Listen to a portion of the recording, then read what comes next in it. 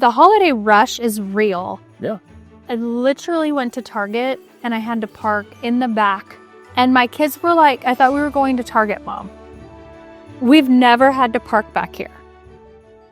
Because I was making notes and she's like, this doesn't seem very authentic, which is totally true. I would agree with that. So I just kind of threw them to the side. But no, he didn't. He's still holding on to him, guys. His grippily. But when you think about the end of the year, okay. When you think about the end of the year and finishing well. So that would be an encouragement, I think, to everybody is stop analyzing yourself to a T. Find a couple of areas that you want growth in. Focus on those areas. Really? Growth happens daily, but not in a day. Welcome back to another episode of Crazy Unbelievable Faith. I am your co-host, Brian Owen, alongside my wife, Kersha. Hi. And it is year-end time. It's also Christmas Eve day. It's Christmas Eve day, yeah. Kersha feels slightly rushed with this episode, but I think it's going to go well because slightly rushed. And I want to preface. We need to just take the slight out of it. I want to preface this with, a lot of people have mentored us over the years. We've heard from other leaders. There's tons of podcasts and books that talk about taking kind of that last week of the year and really just self-reflecting on the year. And I think that's more of what today is, because we're going to take a Sabbath week off from our podcast the first part of January and then kind of kick into the new year with some really cool episodes, but and then some exciting things with the book that's on the horizon. Maybe you can kind of sneak some of those out in the first of the year with some cool things for that. But in that reflection time for me specifically, in just capturing that, sometimes it's hard just to capture even the time to sit down and reflect on the year. I think a lot of it is we just keep going and going, and we don't hit pause. Well, let's really talk about the reality of the end of the year. Yeah. The last 2 weeks of the year, there are 2 holidays. Yeah. It is rushed with family. Yeah. It is like the holiday rush is real. Yeah. I literally went to Target and I had to park in the back 40. And my kids were like, I thought we were going to Target, Mom. We've never had to park back here. You're parking at a jewelry store and walking from clear across the... Yeah, basically. Acres. Yeah. And it wasn't just because she has a big Suburban she has to park. No, you had to park out there. No, I literally had to park out there. Otherwise, I would have spent 20 minutes circling looking for a closer vehicle. Yeah. But it's Christmas Eve day in Kansas City. Okay? We're back from our vacation and very blessed. We almost broke a sweat walking outside this morning because the dense fog was humid. Oh, the Midwest and our humidity just never seems to go away. That's for sure. Well, it's either frigid cold or humid. Well, and even it's frigid cold because there's still moisture in the air. Like you have drier climates out west. Yeah, we're not doing a weather report though in this episode. No, but I would agree with you that the last 2 weeks are chaotic. The last month of the year is really chaotic for a lot of people. But I think that's where this just really stuck out to me of just pushing this out for people to give. Obviously, our whole podcast has been anchored around the premise of encouragement and hope, authenticity. Kersha was laughing at me because I was making notes and she's like, this doesn't seem very authentic, which is totally true. I would agree with that. So I just kind of threw them to the side. But no, he didn't. He's still holding on to him, guys. His grippily. But when you think about the end of the year, okay. When you think about the end of the year and finishing well, and then starting the year off strong, I think that it's reflecting on those wins, those losses, the challenges. Well, let's talk about the 98% of us that just finish. Not finish well, we just finish. The 98%. So you went 98% of the way, not 100% of the way? Is that what you're saying? No, I'm saying 2% of us really try to finish well. Okay. And so it's probably a fair... My question... Probably a fair number. To everybody, and even to myself, are you part of the 2% or are you part of the 98%? Ooh. Wow. I love this. On the fly, she was stressed because she's like, my brain doesn't process like yours. Yep. Yeah. Sure is. Look at that. That was gold. A golden nugget dropped right there.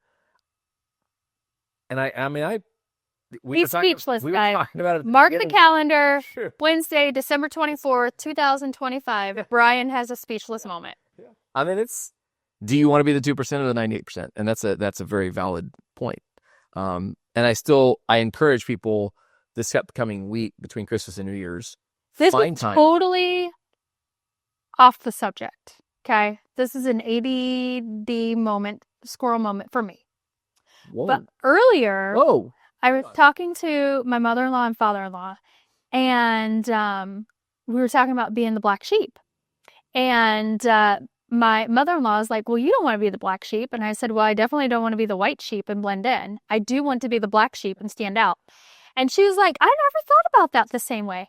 So in the same regard, do you want to be the 98% that are the white sheep that blend in and just become mediocre in life? Or do you want to be the black sheep, the 2%, and stand out and make a stand for God's kingdom?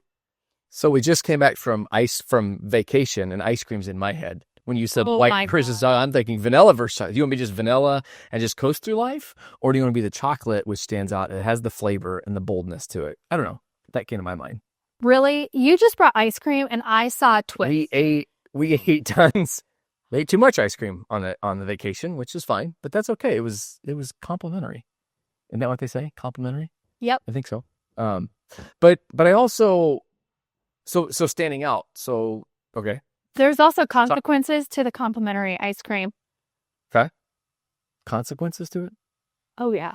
Okay. In what way? Weight gain? Oh well, but it tastes good. It tastes good. I mean, it's holidays. So, people have to splurge. Like would you just cheesecake, the key lime. Why not? Would you let me finish? Okay, go ahead. Sorry. So all of us will start the year with this I'm going to be healthier in 2026 plan. Yeah. Right? It's true. But how many of us are splurging through the holidays and putting on the extra pounds before we even get to January 1st? Yeah, and I had heard that on a podcast the other day. I was listening to it, and it's like why people wait until January 1st to start their weight loss initiatives or whatever. Oh, I'll just start it on Monday, or I'll just start it on the first of the year. I am notorious for I'll do it on Monday. And Monday rolls around. I would just start it when you start it. And I think that does lead into another point, though, that I think people struggle with throughout the year is I start in January, and by January 15th, I've fallen off the wagon already. And so they just kind of give up. Instead of just giving themselves grace and saying, okay, I'm going to start the next day, and I'm going to try this again.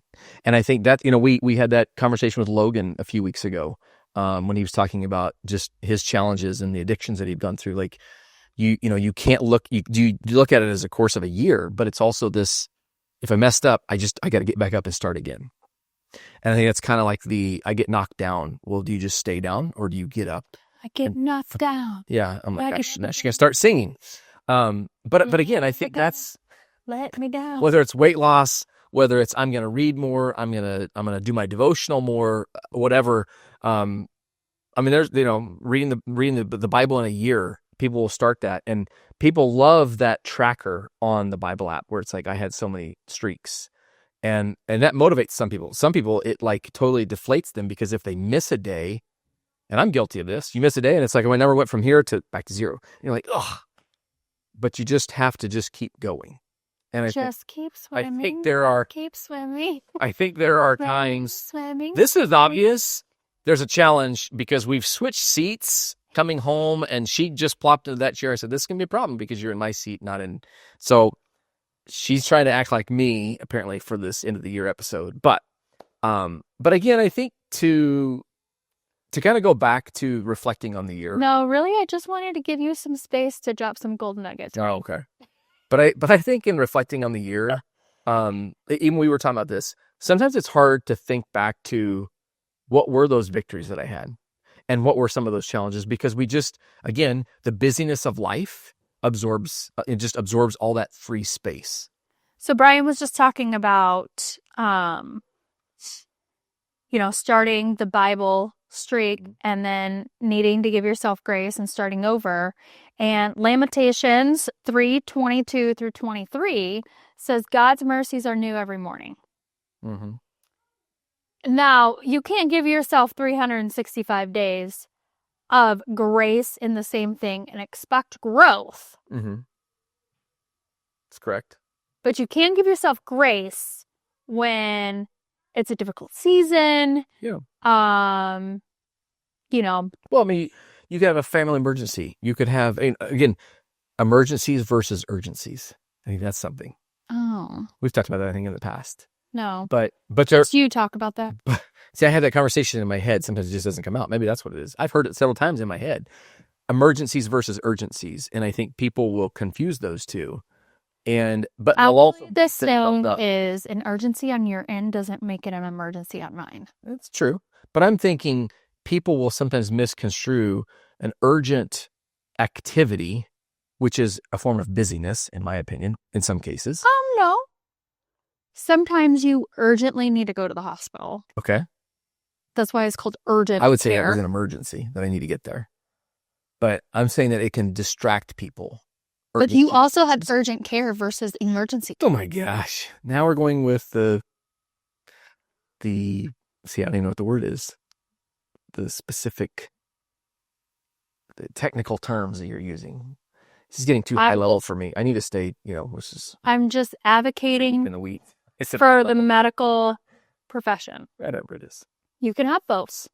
So, but you were saying emergencies. Not everything is urgent, and not everything that is urgent is an emergent. All that stuff. It's like the issue.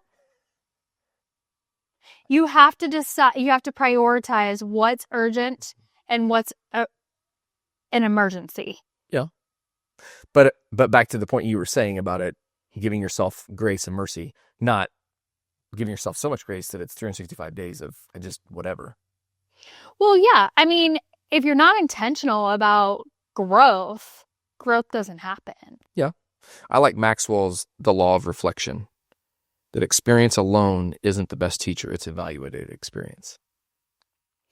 So I think, as you're going through and reflecting, it is setting that time up to think through what worked, what didn't work. People do planning sessions, budget sessions, whatever they want to call business meetings at the end of the year to kind of plan for the next year. But sometimes we also need those check-ins. I mean, the calendar is set up quarterly. Every 3 months there's something. And I think that's something you and I we strive for. We're not perfect at it, but quarterly for sure. We have a dinner and a date, just you and I. And we're talking about... That's something that we have done in the past years. That's not something we did this year. We probably did it twice this year, maybe. Is that fair? Yeah. Maybe. May. So it's been a goal of ours. October. But again, those don't always happen. The seasons of life that people are in, like you said, those things bump up. But it's just setting that time up and being strategic with it as much as possible. But also being intentional, like intentionally showing up, not just for yourself and your future, but for your spouse, for your family.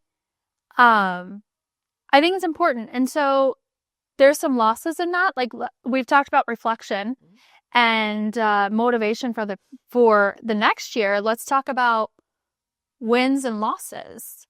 There have been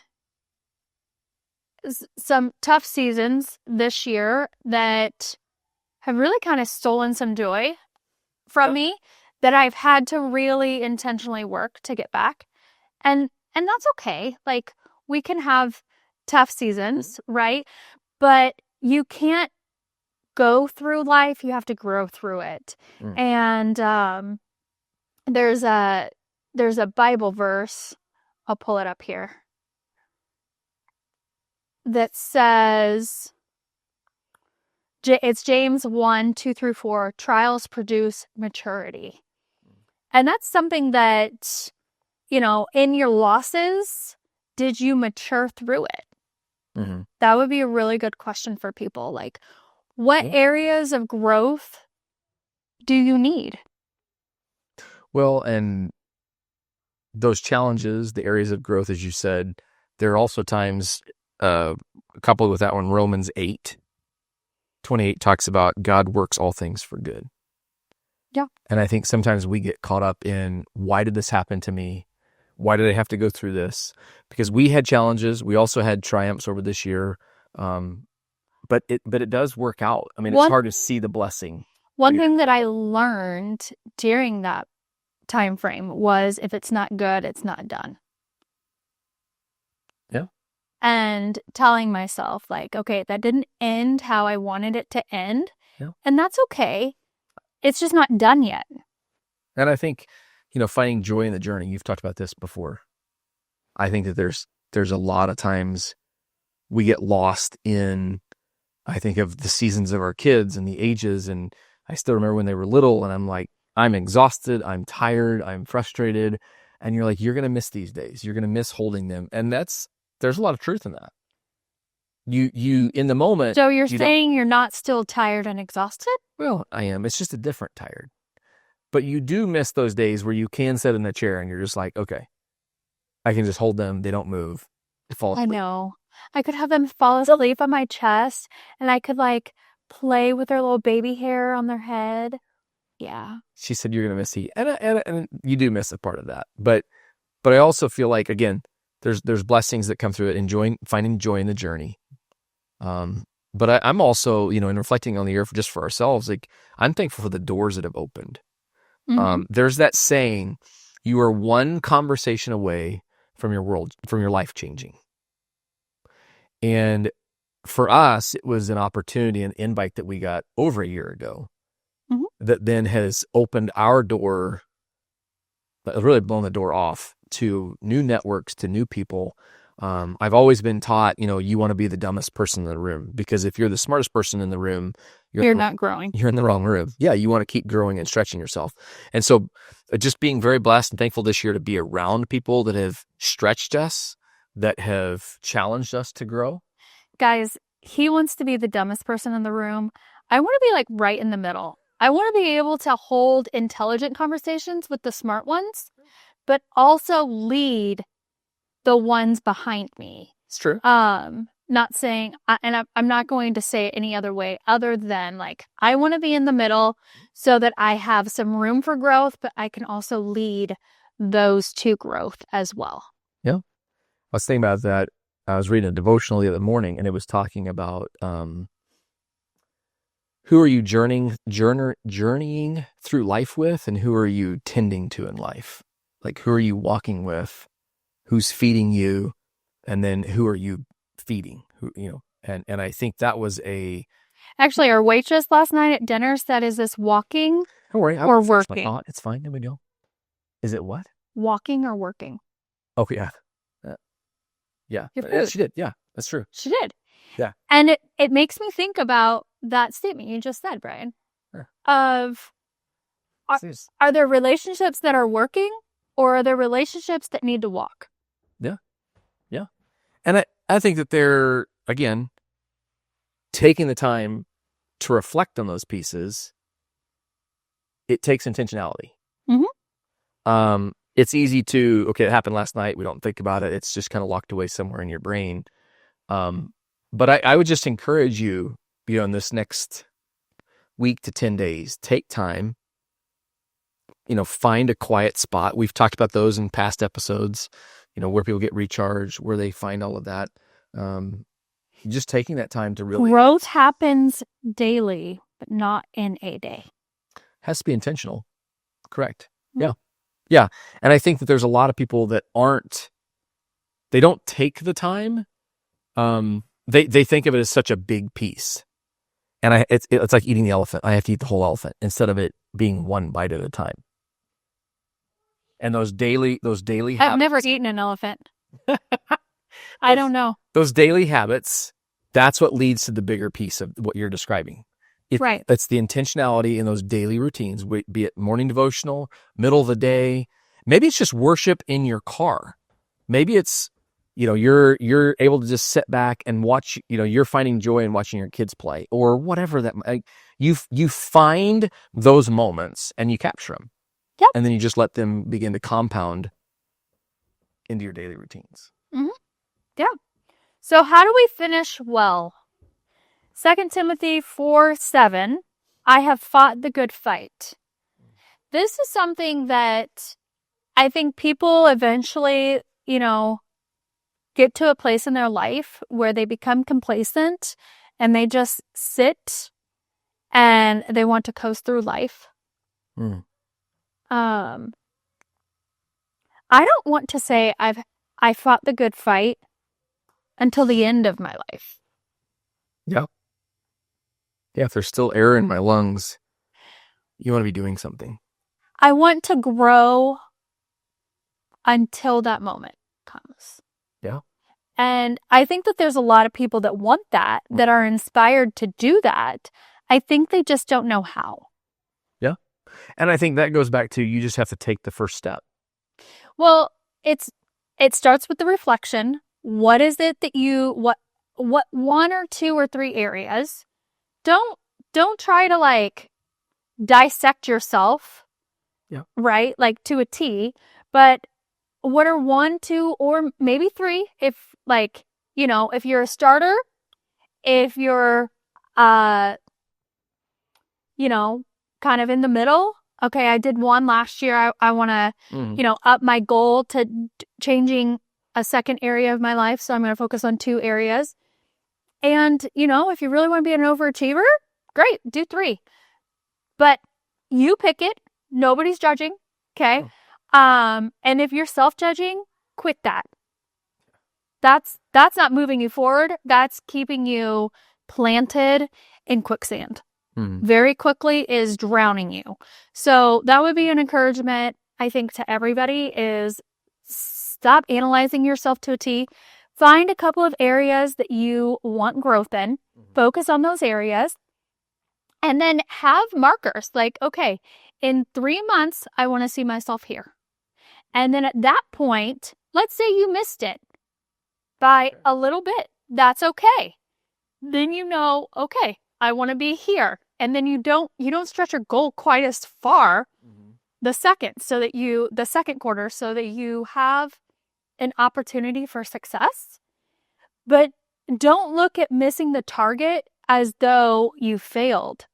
Look at missing the target as though you won because there was growth along the way. And I think that that's really important for people. Yeah, and I think that, failure is such a negative thing in society that people beat themselves up over. We actually teach our children that failure is actually... Failure's good. Good. Means you're trying. Now, it's not just flat out, oh, I didn't try, I failed, blah, blah, blah. No, it's kind of back to that. It's not just experience. It's putting parameters too. It's evaluating what you've done. So I struggled, I failed. Well, let's reflect on that. What didn't work? And I think that's where people miss it. They're just like, oh, I couldn't do it. I couldn't water ski. I can't snow ski. I can't whatever. I can't cook. I can't. It's that word can't. Like you take that. Actually, they're not allowed to say it. That's true. Yeah. What's his name? What's your guy? Oh, I wrote that book. Oh my gosh. Texas. Matthew McConaughey. Green lights. Green light. Thank you. When he grew up, the word can't. We were literally a spot in the dark there, guys. What's that guy? Welcome to my mind. See, you got a little glimpse into my mind. But no, I think he talked about that growing up, that his dad, you got in trouble for saying that word. I remember him in an interview that he had. But I think that is, it's the failure, it's the struggle, it's those challenges that people go through, that if they're not willing to step back and kind of dissect what they just went through, nothing changes. Literally, that's the definition of insanity. Is doing the same thing over and over again and expecting different results. Yeah. You were mentioning the verse. Keep going. It'll come to me. If you honestly, if you look at that too, like what relationships are in your life that are causing you to stay in neutral, or causing you to go in reverse. Yeah. And I would challenge people, and as you look at 2026, we've talked about, a word, a phrase. Some people love that. Some people love to work on that. But I also think of it as, who can you surround yourself with? Who can you stretch yourself to be around and to learn from that might open a new doorway. They might introduce you to someone new. I still, again, relationships, networking, those are key. And I think it's, if we all kind of, I would challenge you as you jump into 2026, who is it that someone knows that you should know? And the only way you can do that is by having a conversation, coffee, lunch, whatever. And then it's just like, hey, who is it that I should get to know? And vice versa. Think about your own inner circle of people and not letting it just be a lid, but opening that lid up and who is it I know that I need to introduce other people to, because we don't know at the end of that conversation what it could do, the ripple effect of that. Yeah. In 26. Yeah. Anything else in closing? No. Okay. Well, it's been a fun year. Like this adventure with the podcast. Yeah. It's been an adventure. A year ago, we wouldn't have done this, but here we are. Well, a year ago, this wasn't even on our horizon. It's true. It was kind of stirring somewhere. No. You probably heard it. Not until January. Was it not until January? Yeah. Nope. Because we didn't really start talking about it until February together. Yeah. But I think it was still through some of that is which led to the podcast is us taking that time individually and together in prayer, in meditation, whatever people want to do with it, where you can really start to sift through the noise and truly hear the Holy Spirit speak to you. Yeah. So. What is he saying to you today? Yeah. About your tomorrows? Yeah. Well, until next time, again, we're going to take a Sabbath week, and we're excited for the first of the year.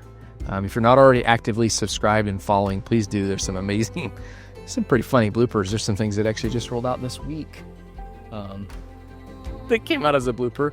But there's a lot of behind the scenes things that... Joke's on me. I misspoke. Finally for Kersha for a change, not always on me. That's okay. It's okay. Your shoulders are broader. That's true. That's true. But until next time, thank you so much for tuning in to an episode of Crazy Unbelievable Faith. Happy New Year. Happy holidays. Be safe. Merry Christmas. Merry Christmas.